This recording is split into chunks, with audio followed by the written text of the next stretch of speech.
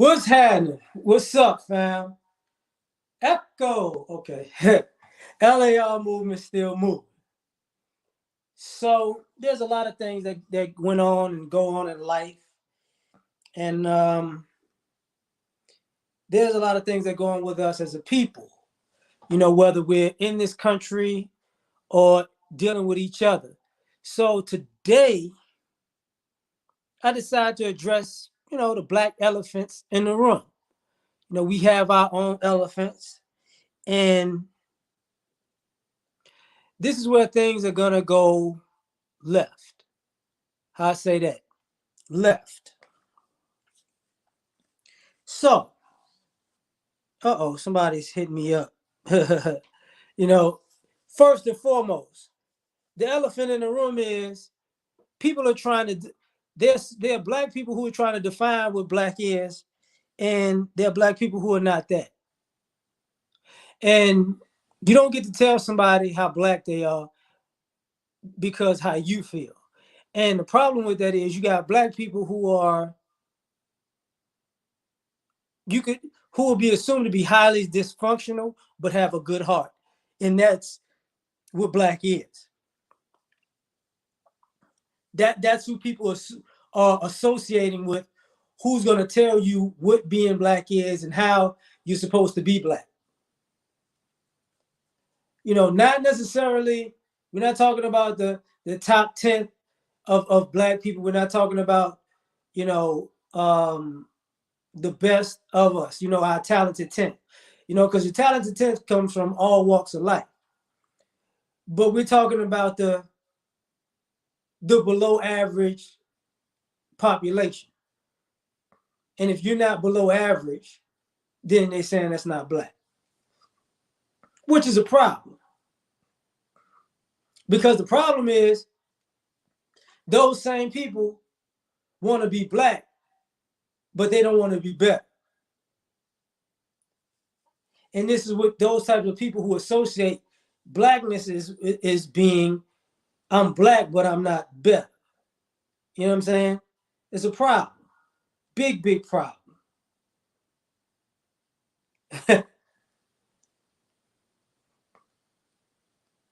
Hold up.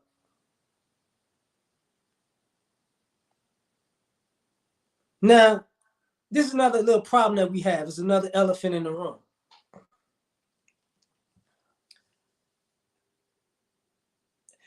There are people who fundamentally don't like each other for reasons that make really no sense. You know, there's some people who feel like, the gender war is about people who fundamentally don't get along. That's the same thing, Obsidian's been talking about that for years. We just don't get along. We don't like each other. And all of this animosity comes from where? People try to blame it on daddy issues and mommy issues. Well, if you don't like the opposite sex because you don't like your dad, or you don't like the opposite sex because you don't like your mom, what they got to do with your family issue? Nothing. Nothing at all. So here's the thing. Why don't you get some guts and address your family instead of addressing your peers? Now, some people might feel like, you're too, some people need to get to that space. People need to mature. That's BS. Terrell, what's popping, man? So to me, it's like, okay, this is what we doing. This is what we doing. No problem. Since you got daddy issues and you got mama issues, you're not gonna date your dad, you're not gonna date your mom. But in one way or another, you see something in a person that reminds you of your dad or reminds you of your mom. But here's the thing. Obviously, even though you don't like your parents, they liked they had some type of liking towards each other at a certain point. So guess what? You gravitate to the same things that they liked about each other. So you mad at people because you like them? That's what we doing?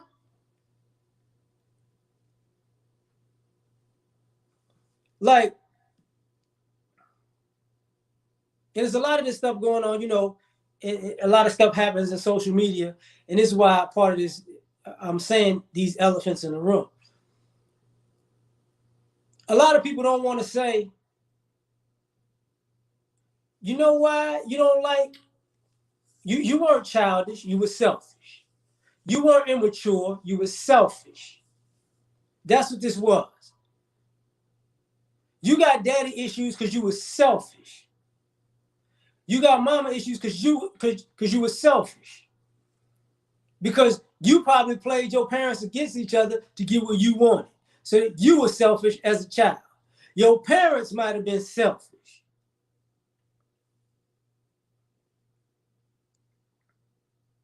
So here's the thing. Once again, what does that have to do with your dating life? Nothing. Nothing. Now, when we're going to get into some real stuff about this, well, let's get real. People are hating the opposite sex. And the irony of it is, the opposite sex is the one that's helping you. What do I mean by that? The very people who have a hatred to the opposite sex are the very people that's been helped by the opposite sex. If you're a man hater, I guarantee most of the people that really helped you in your life was men. If you don't like women, probably most of the people that helped you in your life was women.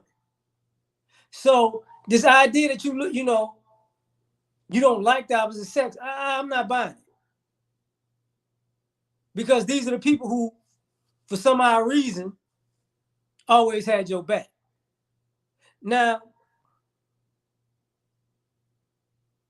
getting to that, there's two different elephants in this room, one for the men and one for the women. For the men, this hater mentality. Everybody in America wants to be successful. Everybody wants to be rich, right? But if you see somebody else rich, there are too many guys that are haters. Or see somebody on the path to being rich, there are too many guys that are haters. Too many. You can't be happy for somebody making it or on an upward trajectory. Because somehow it's going to take away from you. Yeah, you a man hater, Elise. But now we got to the point where people are hating on other men. And the problem with that is what? You might need that guy at some point. You might need a guy like that at some point. As a man, you might need to roll where he rolls and operates in the spheres that he operates. So it might do you a disservice to hate the guy or to hate on the guy. Just might do you a disservice. You know what? I'm leaving you alone, Elise. I'm leaving you alone. and on the female side, there's a difference between being screwable and being beautiful. Those are two completely different things. Because what you're seeing a lot is a lot of delusion as far as, just because you're attractive to put in bed for somebody does not mean you're beautiful. Screwable does not mean beautiful, and it does not mean wifeable.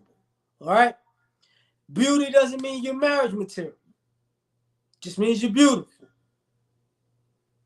So all of these silly entitlements and ideas and ideologies about what you deserve out of life because somebody's willing to have sex with you or somebody thinks you're pretty, That ain't got nothing to do with being a wife. That's got something to do with being attractive. And you could be attractive for the moment, or you could be attractive for a long period of time. But are you actually family material?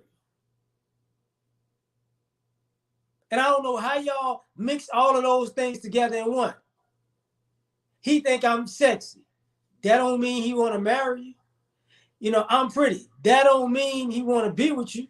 You know, appreciate it, Cedric. Come on, what's poppin'? This is problematic. It's an elephant in the room because all these people have overvalued their beauty, their worth, what they're bringing to the table, off of the idea that who is the best man that they had sex with, as far as who had the best status. If a guy of a high status has sex with you, all of a sudden, that's the type of person you are. No, no. That's not, no. That don't mean you that caliber. That mean you fat, you fit that sexual need at that moment.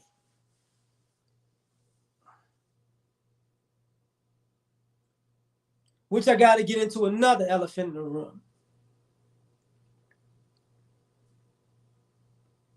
Fetishes have a season. Little Big Nate, what's poppin'? So if you have a fetish or you fetishize a certain type, that has a season. All right? But if you decide to go down that road, shut up complaining about how if it didn't work out for you on the back end. Stop. If you're a guy and you had a BBW fetish for 2-3 years, stop talking that, I don't know why these big girls are talking to me. You know exactly why. I don't want to talk to no big, whoa. There's a fallout from that. You know, ladies, you got a fetish for a bad boy. Shut up with all that complaining. These men ain't no good. You had a fetish for that. It was exciting. It was fun. It was great, right? Guess what? That season may be over, but you know what comes with that season ain't. So what keeps happening is people are having all these fetishes, and they go, you know, you had your fetish, 2-3 years. You got your fetish for a certain amount of time, and now that you on to the next thing, because let me be honest with y'all.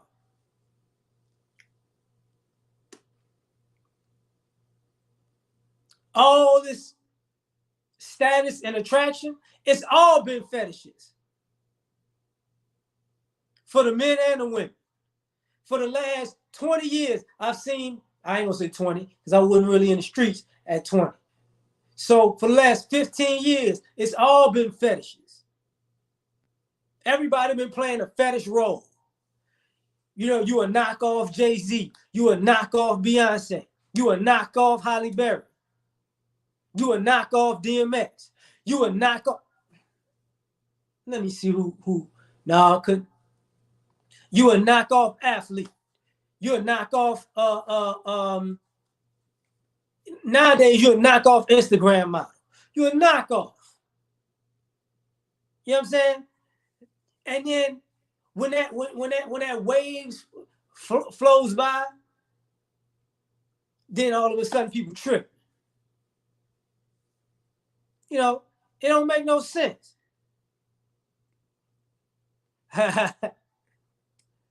This is where we at. This is where we're at in society. A bunch of fetishes come to an end. And now, you know, this is what happens is people went through a fetish season or a couple of fetish seasons, and now they want something real. Well, wait a minute. Okay, real could be a fetish now. See, people not taking people seriously because if you always looking for the next trending thing or you riding the wave of what's hot, guess what? When real become hot, you're gonna ride that wave until fake become hot. You're gonna want something fake. So cut the BS. And this is where we at. These are the elephants in the room, especially the black elephants in the room. Now I'm gonna go take a complete different turn right now. One of the black elephants in the room is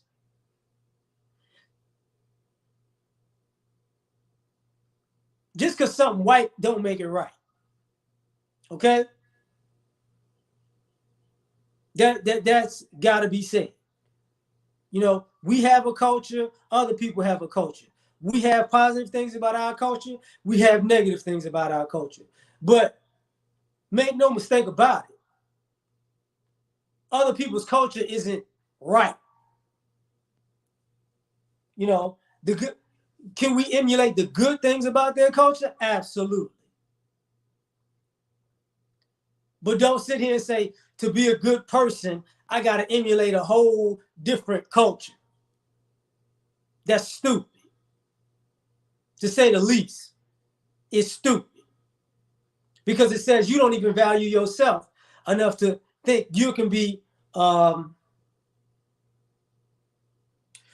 good person in general, just being black. What's up, George? That was a dope video. That was a dope video. Y'all ain't watched George, y'all need to watch it. The self-defense video was dope. Some of y'all might need that in your life. A lot of y'all do. A lot of us do, rather. But that's the point right now. You know, emulating white culture don't make you a better black person. All right? Stop it. Stop acting like, oh, let me do what the white people do. Okay. All right. Cool. Well, if you want to do what the white people do, you do the good and the bad part. What do I mean by that? Become a teacher and make sure these other kids that are not black don't do well in school, because white people do that. That's part of their culture. They don't have a problem doing that. Lie to get white people jammed up and make money off of it. White people do that. You know, it's the American way, right? Do that to them because it's part of their culture. But we don't want to look at things like that. But it is what it is. Now, also, I don't know how to put this one.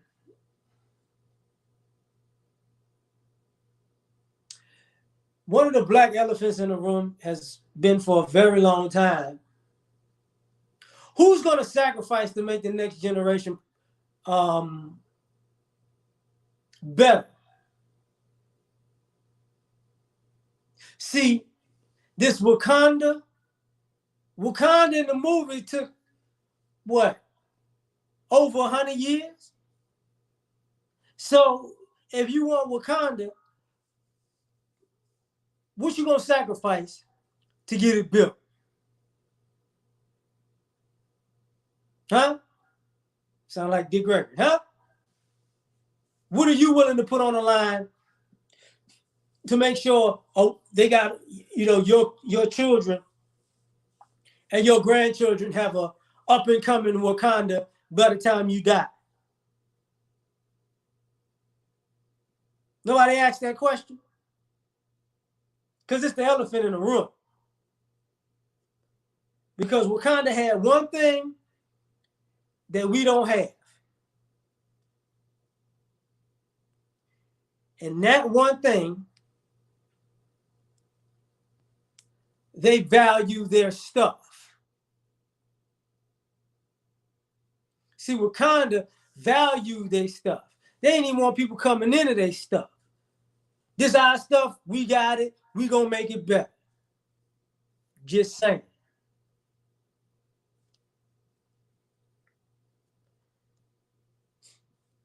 Now, one thing I do know about this, it's hard to quote unquote give things to the next generation for one reason. Looks to me that we got a lot of young black adults and kids and teenagers who swear to God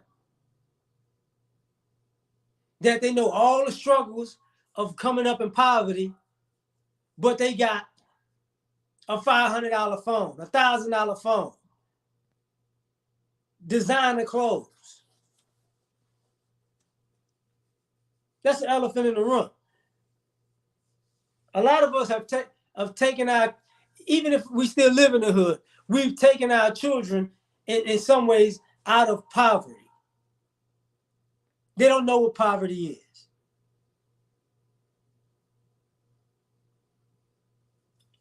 And because they don't know what poverty is, now all of a sudden, they running around acting as if they don't have the latest and greatest fashion.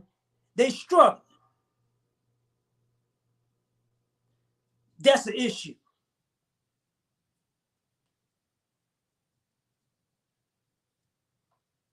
Big, big issue. So, the elephant in the room is these kids don't work enough. See, a lot, and this is an American thing. Over the generations, the children work less and less and less. Most of these kids don't have a work ethic. Most of these adults don't have a work ethic.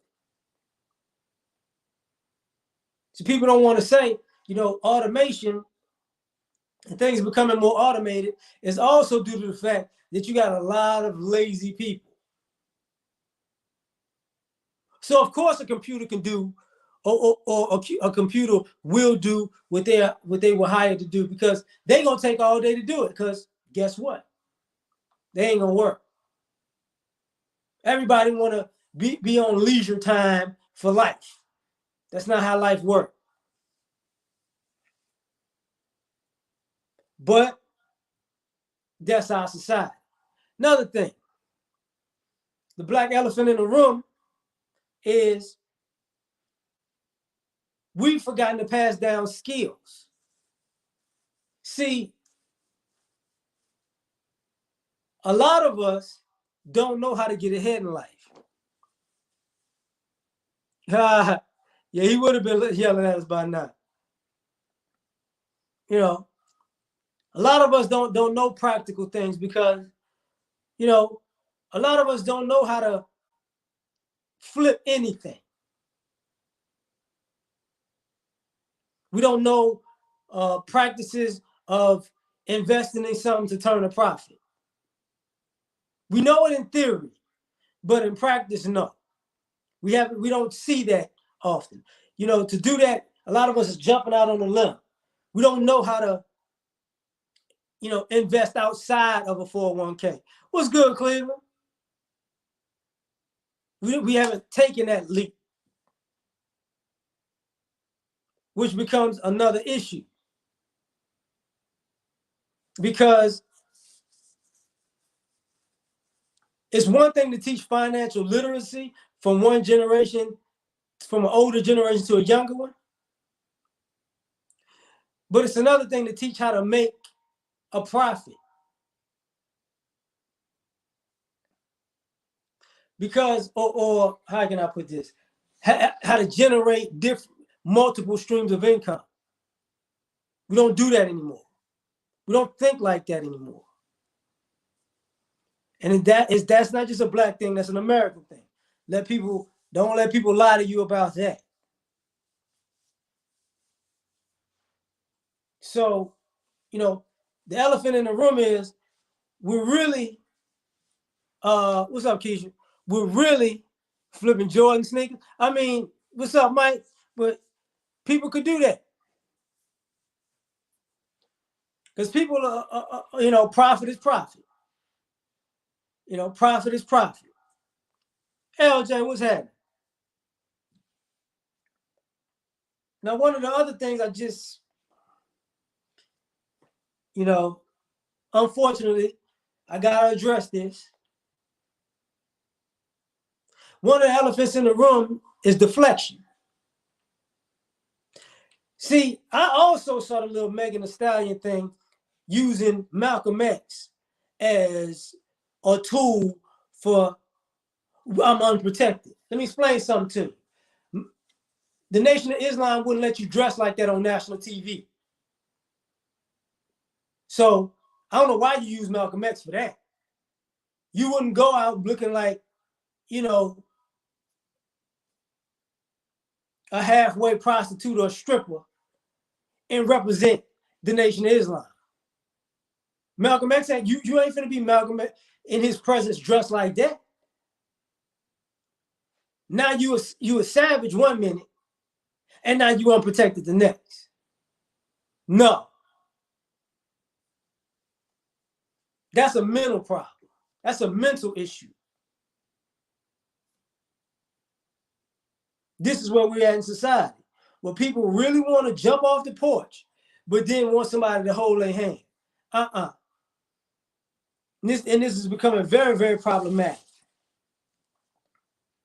The other thing, just about that, on the flip side, I was listening to Shannon Sharp. He had Snoop on. Tampa, what's happening? He had Snoop on. And Snoop said he gonna vote for the first time because he's, Snoop is a felon, and he found out he could vote. So I'm gonna say this, and I'm glad Snoop is voting. Don't get it twisted. But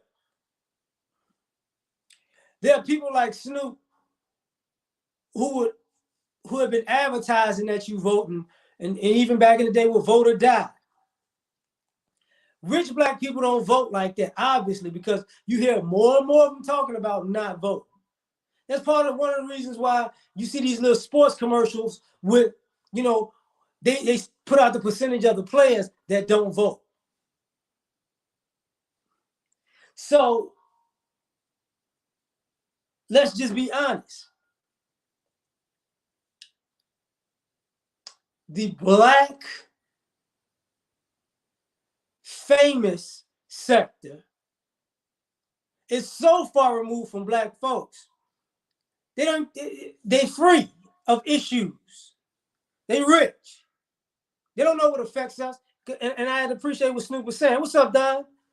Because Snoop said when he started his Pop Warner League, that was, he became more, he got reintroduced to the hood because he was gone. He was long gone. He was rich. He was away. He didn't know, what was relevant, and he didn't know the struggle anymore. He was too far removed.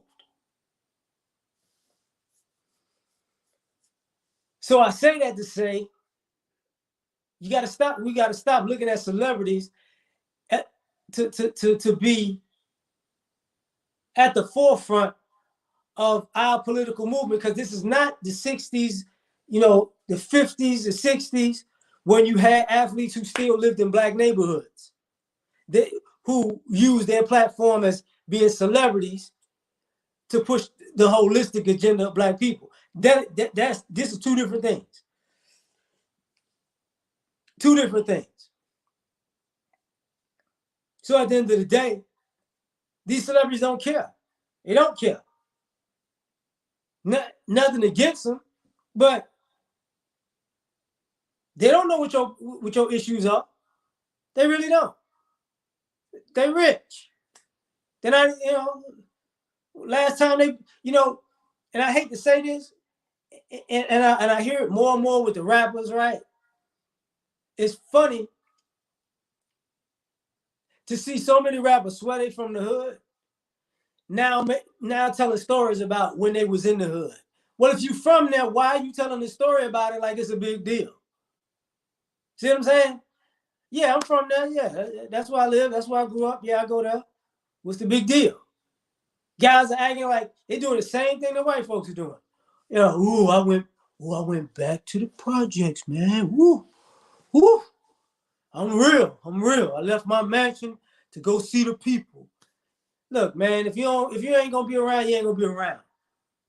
Stop glorifying the fact that you went back to a neighborhood.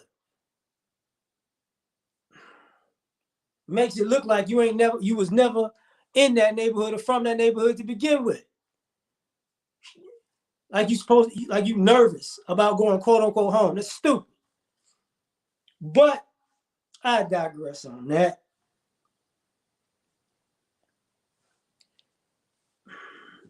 Let's address the, one of the black elephants in the room. Mm. Education ain't making us no money. Now that could be due to what we're going to school to get educated for, in because what it looks like is we're going to school to get educational status and not use that education to make money. Now, to our,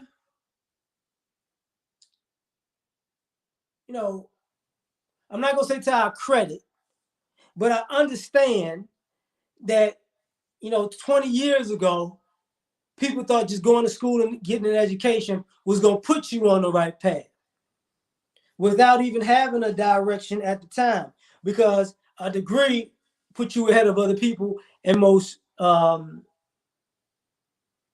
in career paths that were outside of your major. That's what I say. But now I'm seeing people going to school and going back to school just to say that they got a degree, or they got a higher education degree. I got a master's, got a PhD. Okay, that's cool, but what are you using it for? How is it gonna, how is that gonna make you money? Because people are using education as a status symbol now, and that's dumb. What good is it if it can't, bring your business or bring your business forward or push your life forward? It's kind of like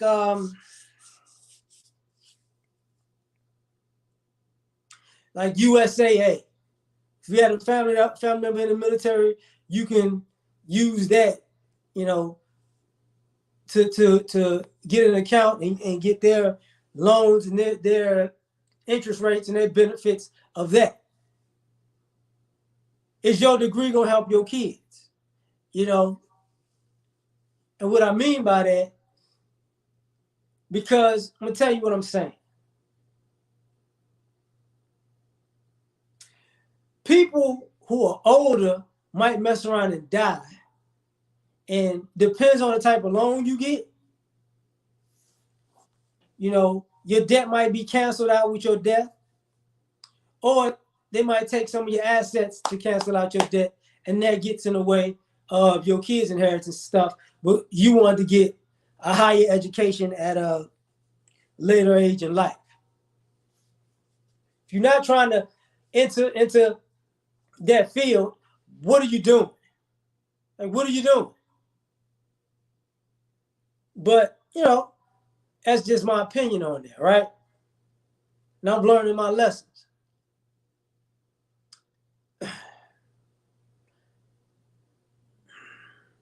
And boy, oh boy. Let me address another elephant in the room. A lot of us are scared to try. America is a funny country, man, where America can crush your dreams over and over and over again because of your race. Not because, not necessarily because of your ability or your skill level or your accomplishments, but because of your race. So some of us get fed up with trying. We get tired of trying. Now the question is, can you get past that? Because you're gonna always be black, and there's gonna always be somebody who's trying to throw a monkey wrench in your life. That's what this country was based upon. So what are you willing to do? You might have to take a break from trying and then have to restart it again. But time is not on your side. Time is not on our side. We don't live longer than everybody in this country. What up, Reggie? I get it. I'm actually at the tail end of that myself. I'm just about to get back to it. You know, but that's an issue. Definitely an issue. That even goes into our relationships with each other. Tired of trying. You know, you try over and over and over and over. It's like, I'm done. I can't be doing this, until I die. If something don't pop at a particular point, I ain't doing it no more. That's what it is. But that's part of get rich or die trying, right? Another thing, boy, oh boy.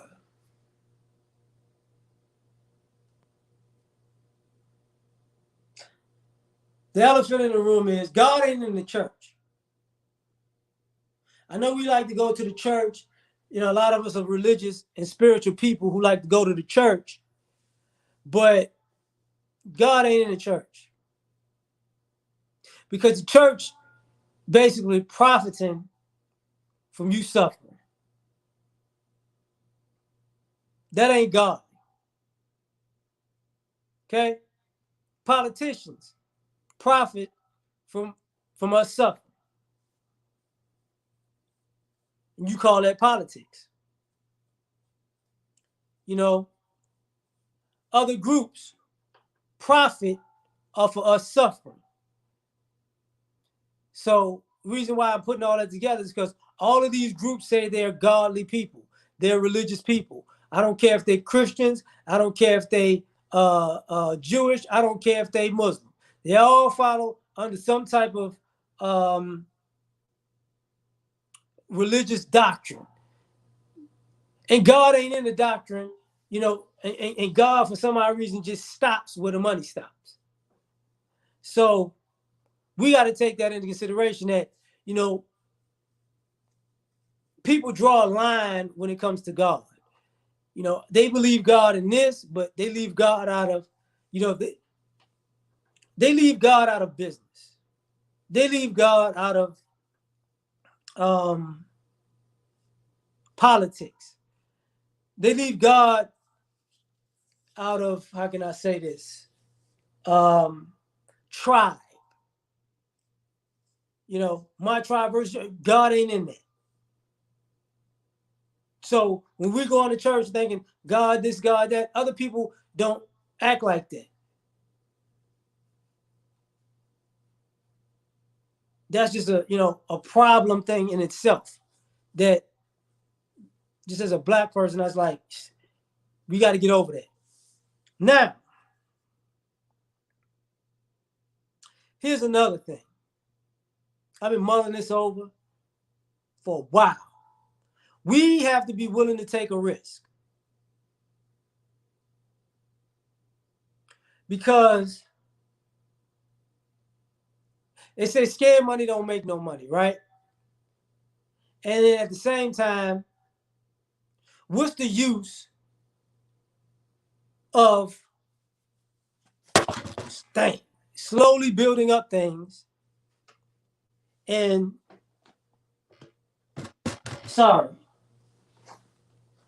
and dying with little or nothing left?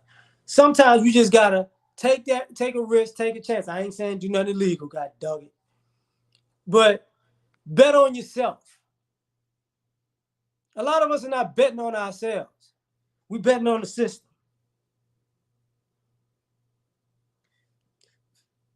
And the thing about the system is, the system ain't designed for us to succeed. Nobody is designed for anybody to succeed in general. So let's stop betting on the system and bet on yourself. Just my opinion. So, matter of fact, I got to look at it. Just realize something I thought about.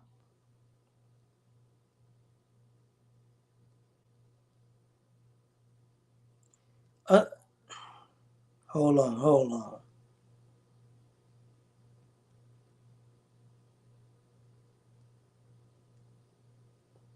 All right. I'm looking at the tax rates of 2020.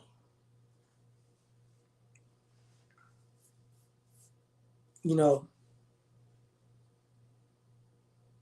so the tax rates of 2020 is what? 24% if you make like 85,000, 32% if you make 163,000, 35% if you make 207,000, 37% if you make 518,000. Know your tax bracket.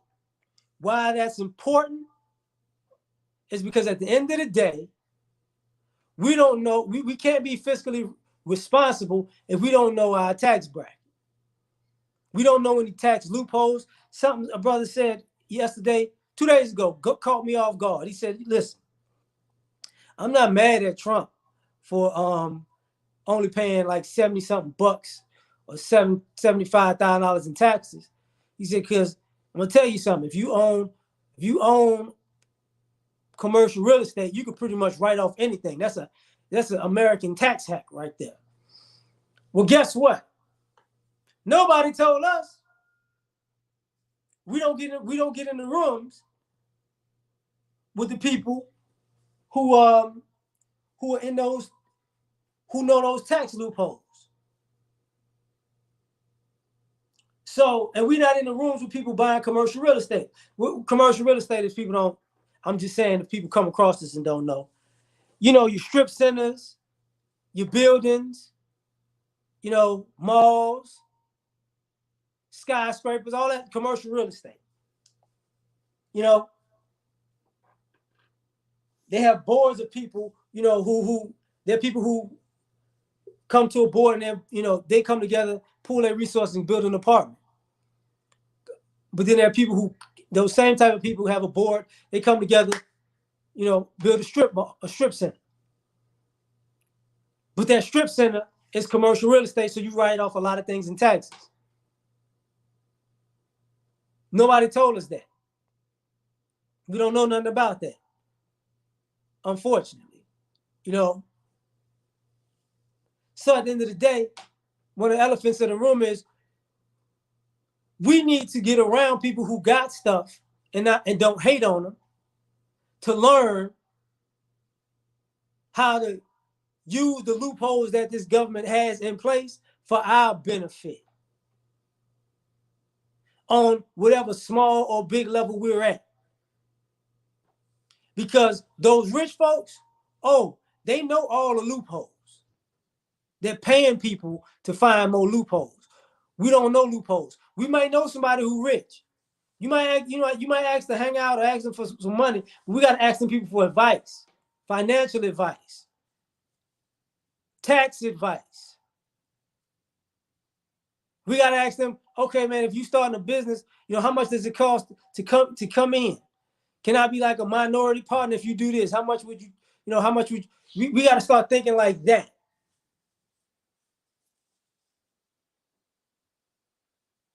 Or they could tell us, because one thing is people don't know, like, say an athlete has an agent, financial advisor. A lot of financial advisors screw these guys over. But people come to those people, who outside of the financial advisor, sometimes through the financial advisor, sometimes through the agent, people who are entertainers, they got managers. People come to them with business offers and deals all the time. Could you be the face of this? I'll pay you to promote this, that, and the third. Do you have the money to go in on this building? Nobody says, you know what, man, if you go out of that building, how could, think you can make me a manager of the building? See, we're not networking like we should be. This is how other people get ahead. Because it's funny, like we're the only group of people who says, it's bad to get in business with family, but every other corporation that we see is a family business. The biggest corporations in America are family businesses. Say what you will. Now, depends on how old they are, but you know, they'll still be affiliated with the business. We wouldn't know Paris Hilton if, you know, it's a because she's part of the Hilton brand, family business. Walmart, family business. Really, Chase is a family business because they're Morgan Chase, family business. Talked about Beretta a long time ago, family business. You know, Wendy's, family business. You know what I'm saying? Lehman Brothers, well, I don't know if it's still blah, blah, blah, but it's a family business. It's not like Berkshire Hathaway. Like, that's something that shoot. Like, Nike is not a family business. What? Apple is not a family business. God dog it. Facebook, that stuff, those are not family businesses. But you look out into society, vast majority of these companies, family business. Dodge and Ford, still a family business. All of these companies, family businesses. So I'm gonna leave it at that. I hope I said something that, you know, resonated with some people. I appreciate y'all for watching me. Y'all have a good evening. Peace.